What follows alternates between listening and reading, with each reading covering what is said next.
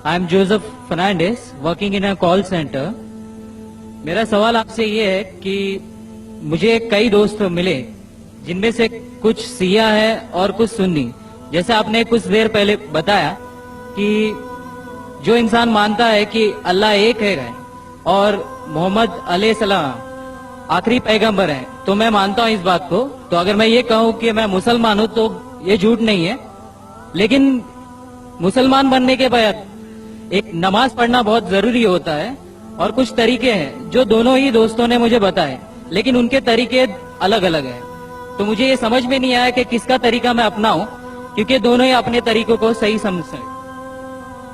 भाई साहब ने सवाल किया कि अगर अल्लाह एक है उसमें मानना है और मोहम्मद सल्लल्लाहु अलैहि वसल्लम पैगंबर है तो मैं मानता हूं, तो उस तरीके से मुसलमान हूं मैं। लेकिन मेरे दो दोस्त, एक शिया एक सुन्नी, और मुसलमान बनने के लिए नमाज पढ़ना जरूरी है, तो किस तरीके से नमाज पढ़ूं? भाई साहब, आप कहते हैं कि अल्लाह एक है, आप मानते हैं कि अल्लाह के पैगंबर मोहम्मद सल्लल्लाहु अलैहि वसल्लम आखिरी पैगंबर है, तो आपने कहा कि किस तरीके से नमाज पढ़ूं? ये शिया सुन्नी जो आपने पूछा, आप जब कुरान पढ़ेंगे, कुरान में ना शिया है ना सुन्नी है। कुरान में ना शिया है ना सुन्नी है। कुरान शरीफ में कहा गया है सूरह इमरान में सूरह नंबर 3 आयत नंबर 103 में, वातसिमु बिहब्लिल्लाहि जमीअन वला तफरकू, कि आप आपस में इकट्ठा होकर अल्लाह की रस्सी को मजबूती से पकड़ो। अल्लाह की रस्सी है कुरान और सही हदीस। तो आप देखिए कुरान में क्या लिखा है और अल्लाह के रसूल के सही हदीस में क्या लिखा है। तो जो भी आपसे कुछ कहता है, अगर कुरान और सही हदीस के मुताबिक है, आप उसकी बात मानो। जो जाकिर कहता है वो भी कुछ अहम नहीं इस्लाम में। जाकिर इस्लाम में 0 है। जो जाकिर कहता है वो बात मानना जरूरी नहीं, लेकिन जब मैं कुरान का हवाला दिया तो आपको कुरान की बात मानना फर्ज है। जब मैं सही हदीस का हवाला दिया तो आपको सही हदीस की बात मानना जरूरी है।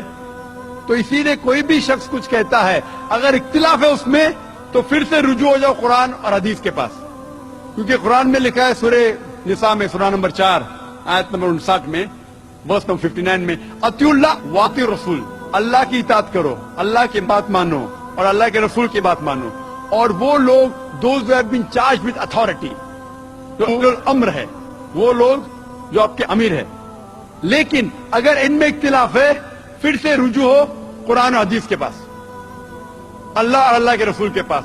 तो अगर दो शख्स, दो आलिम, कोई भी अगर इख्तिलाफ है, आप फिर से मुड़ो अल्लाह और अल्लाह के रसूल के पास, कुरान और सही हदीस के पास। फिर देखो कि कौन सा दोस्त, कौन सा मुस्लिम, कौन सा आलिम, कौन सा मौलाना कुरान और सही हदीस के मुताबिक कह रहा है। आप समझे? तो इससे पता चलेगा कि क्या सही है। आप बोलते हैं कि नमाज पढ़ने के तरीके में इख्तिलाफ है।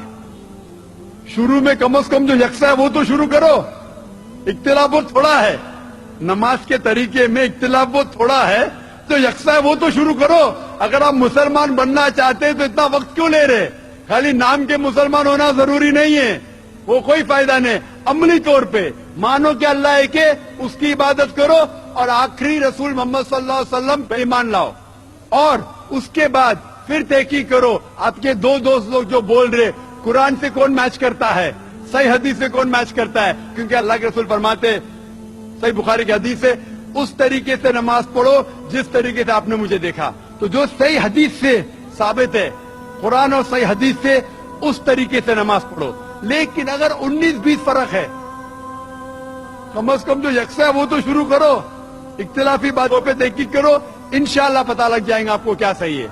तो इंशाअल्लाह अभी आप सिर्फ नाम के मुसलमान मत न हो, अमली तौर के ऊपर मानो कि अल्लाह एक है और अल्लाह के रसूल मोहम्मद सल्लल्लाहु अलैहि वसल्लम आखिरी पैगंबर है। Hope that answers the question. Thank you sir.